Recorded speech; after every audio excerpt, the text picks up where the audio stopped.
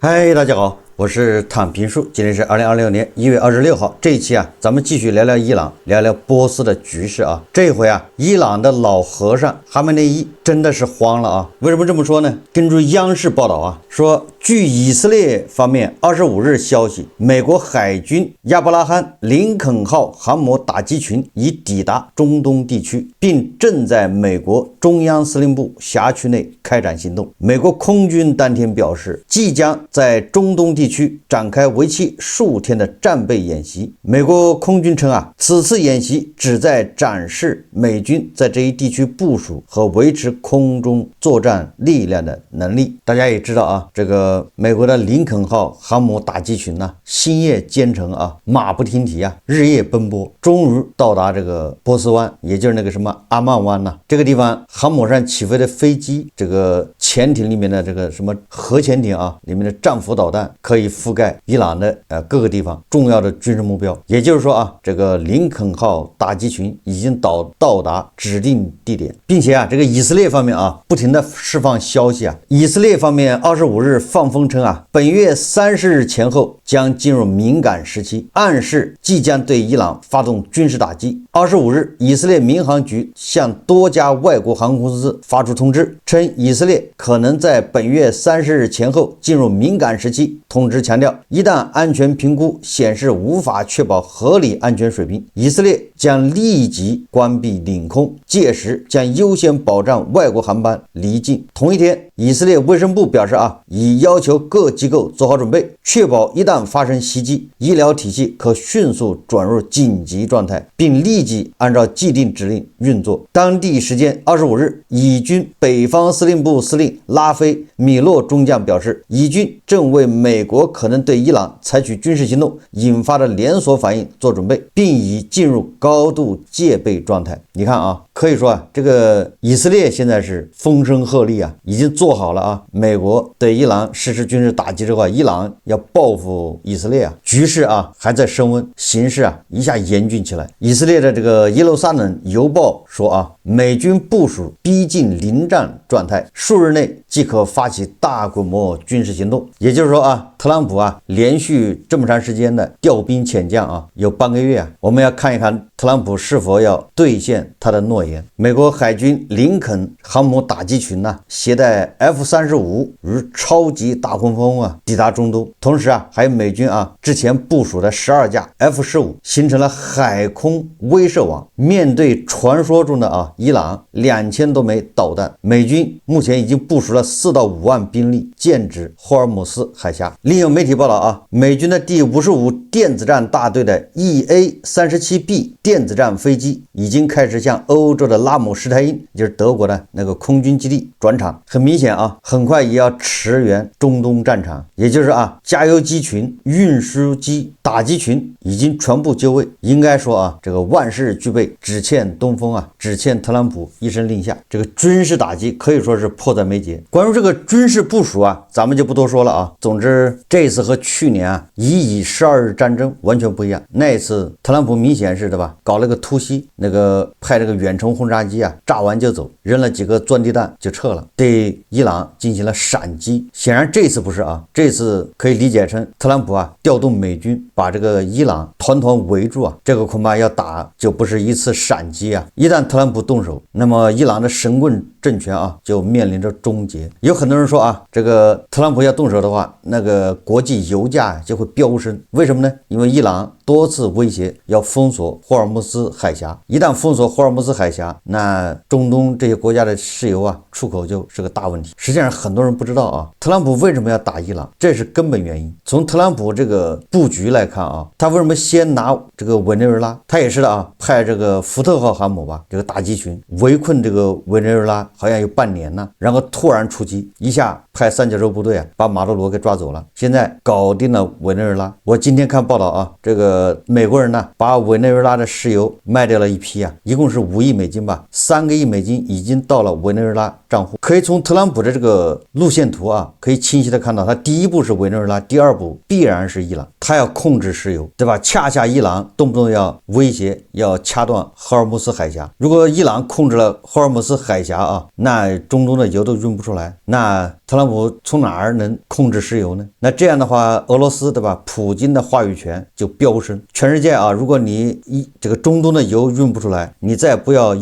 俄罗斯的油，那全世界就缺油，对吧？这个油价飙升了几百美元一桶都很有可能，世界就会油荒啊。所以说对特朗普来说啊，这也是不得而为之，叫不得已而为之，而且必须追求一击必中。一旦拿下了伊朗，可以说啊，这个普京的话语权自动就没有了。俄罗斯的那点石油产量啊，就对全球的这个石油格局来说啊，就无足轻重。大家可以看看中东的这个地缘格局。一旦伊朗啊问题一解决，这个一盘棋啊就完全活了。中东的石油天然气可以直接通过叙利亚，通过土耳其，不光是伊朗的，还有伊拉克的啊，还有沙特的，他们都可以通过叙利亚，通过这个土耳其直接卖到欧洲，也解决了欧洲缺油缺气的这种缺能源的这种尴尬。大家知道土耳其西吧，对吧？俄罗斯还通过土耳其西向欧洲卖气卖油，伊朗想通过巴基斯坦，对吧？修天然气管道，修石油管道啊。所以我刚才说啊，越是伊朗威胁要封锁霍尔木斯海峡，那特朗普越要打他。当然了，特朗普为了石油啊，为了我认为啊，是对俄罗斯叫釜底抽薪，这个是特朗普要打伊朗的原因之一，也或许是最重要的原因。但是他还有其他的原因啊。我们再看看伊朗呢，可以说伊朗是高度紧张啊。高度紧张的表现是什么呢？就是各种歇斯底里的警告。1月18号，伊朗总统佩泽希奇扬称，袭击最高领袖哈梅内伊等同于对伊朗发动全面战争，伊朗将强硬报复。言下之意就是啊，你特朗普别搞那一套，什么派三角洲部队，派海豹什么5队6队，你想把哈梅内伊抓走，或者针对哈梅内伊下手，这个复制啊委内瑞拉总统马德罗那一出，我们可不是委内瑞拉呀，你只要敢对哈梅内伊下手，那就是全面开战，那一定会强硬报复。实际上这个大家都知道啊，如果哈梅内伊真的被抓了，那伊朗跟委内瑞拉是一样的，对吧？委内瑞拉现在你看那个代总统那个女总统啊，玩的不是挺好的吗？国内那是反美，对吧？一定要赢回这个马德罗，但是对外呢那是非常软化，主动邀请美国，对吧？参与这个大政方针国策，玩的挺好啊。也就是什么意思呢？如果美国真的把哈梅内伊给解决了，无论伊朗什么局势，伊朗当权者啊一定会学委内瑞拉的这个女总统罗德里格斯嘛，对吧？对内一定是反美，对吧？要报仇，对外那跪得更丝滑，对吧？别打了，一切都好说。这个是啊，伊朗和委内瑞拉这种政体啊，这种正义联盟国家它的一个特征。那么1月23号，伊朗匿名高级官员表示，任何形式袭击，含有限打击、外科式、手术式的打击，都视为全面战争。伊朗军队以高度戒备，将以最强硬的方式回击。法国24新闻台网站24日称，随着美国持续对伊朗施压和威胁，伊朗警告称，任何针对伊朗的攻击都将被视为全面战争。报道称，伊朗向美国发出迄今为止最明确的警告，宣称美国对伊朗发动的任何军事打击，无论是有限的、有针对性的，还是大规模的，都将被视为全面战争的宣战。一名不愿透露姓名的伊朗高级官员向路透社表示，德黑兰将以最强硬的方式回应美国的任何攻击，并强调伊朗不会区分象征性打击和更大规模的军事进攻。该官员表示，伊朗武装部队目前处于最高战备状态。这个伊朗下令啊，所有的军事指挥官在48小时内返回工作岗位，准备开战。而这个以色列呢，也立即取消了安息日的假期，所有军队进入紧急战争状态。所以现在啊，以色列、伊朗、美国三方的军队是子弹已经上膛啊，就等命令。伊朗伊斯兰革命卫队副总司令瓦西迪24日表示，革命卫队已经做好准备，应对敌人有可能发起的进攻。他表示，伊朗人民已经证明，所有反政府团体都依附于伊朗的敌人，没有任何独立性。其分裂主义者与敌方情报机构之间有大量合作。这个副司令说啊，伊朗已准备好以令其后悔的方式回应敌人任何冒险行为。也就是说啊，你特朗普你要敢下令对伊朗动手，那么你就后悔去吧，你会痛不欲生啊，你会叫悔不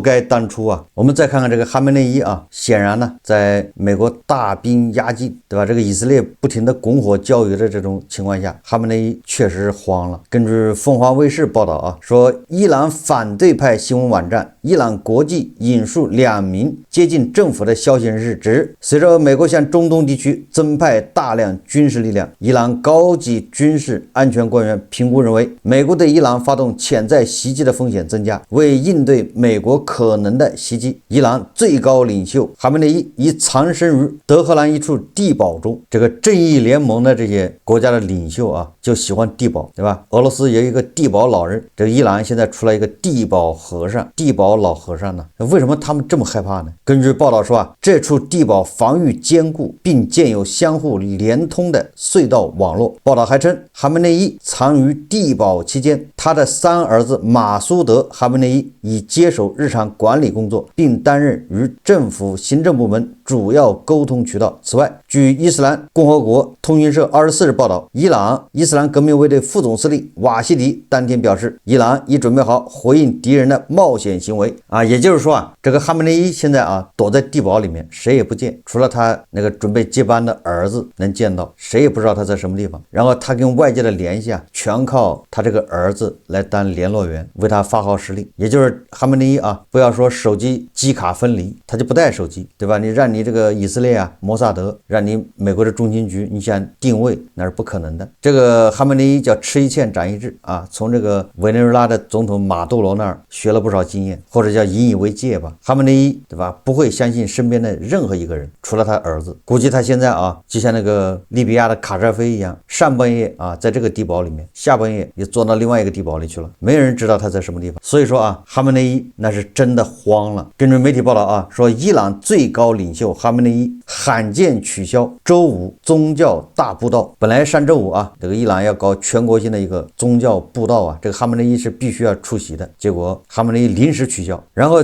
仅隔不到48小时，就在全国最关键的宗教政治集会上，哈梅内伊再次啊临时退场，也就是在他的保镖啊伊斯兰革命卫队的这个保护之下，突然急匆匆的啊离开会场，感觉好像是得到什么情报啊，是不是美国要对他进行斩首？最近网上也有很多小道消息、谣言在网上到处流传，说什么以色列啊已经斩首了这个哈梅内伊。像这些真真假假、假假真真啊，实际上给这个哈梅内伊造成了这个巨大的啊精神压力。那么伊朗的官方啊，根据什么安全风险评估，认为哈梅内伊会成为暗杀目标，所以说啊，立马保护哈梅内伊快速的啊消失，然后躲到地堡里面。说这一消息在伊朗政局已经极度紧绷的背景下引发震荡啊。这里面还有一个背景啊，就是以色列的情报部门向美国不停的提供证据，显示伊朗对示威者进行了大规模的处决，这与伊朗官员此前向特朗普总统做出的保证相悖。什么意思呢？就是以色列不停的给特朗普上眼药啊。你特朗普后来暂缓对伊朗的打击啊，他的理由是啊，你看伊朗政府很听话，停止了对这个示威群众的这种处决，对吧？本来第二天要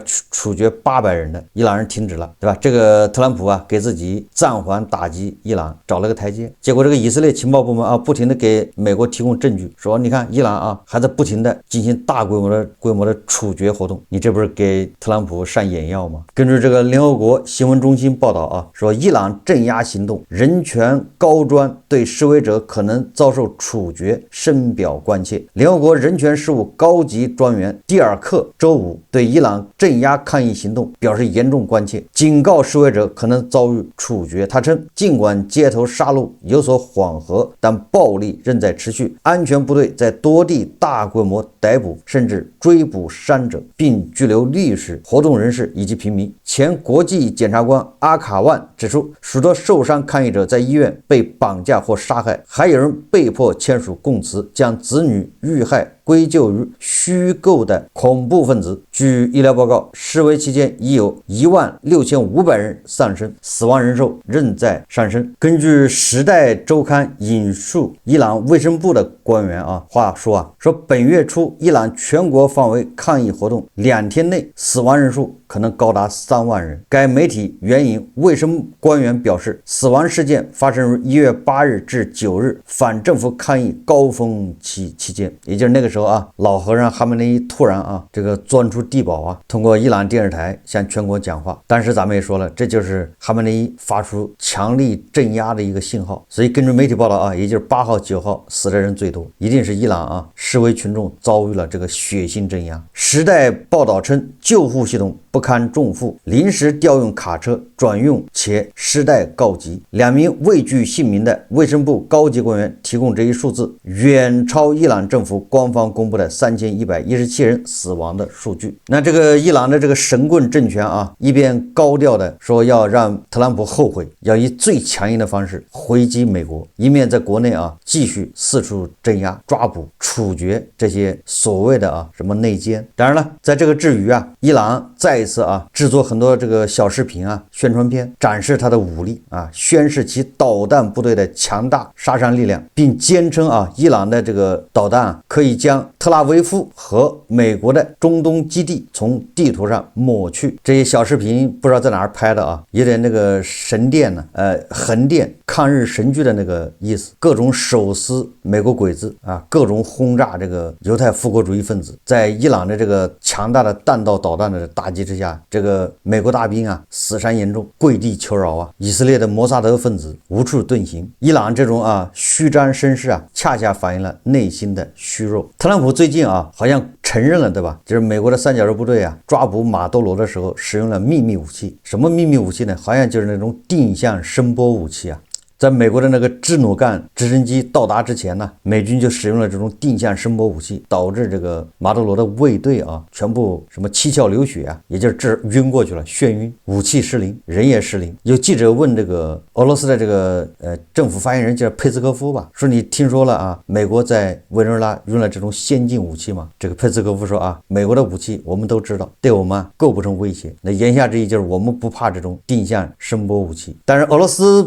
怕不怕咱不知道，这个伊朗那可是真怕呀，因为美国他现在不会在俄罗斯用这种武器但是他很有可能马上就在伊朗用现在伊朗的这个伊斯兰革命卫队伊朗的部队的这些人恐怕是人心惶惶当然了，我看有媒体报道美国现在还是分2派。一派说据说是以万斯为首的，建议对吧立即对伊朗采取军事行动。一派是以特朗普的女婿库什纳和这个特使维特科夫为首的，他们主张是外交解决。所以说对伊朗的神棍政权，对哈梅内伊来说，实际上最坏的结果不是特朗普突然下令马上就打击伊朗，而是特朗普这种围而不攻，慢慢折磨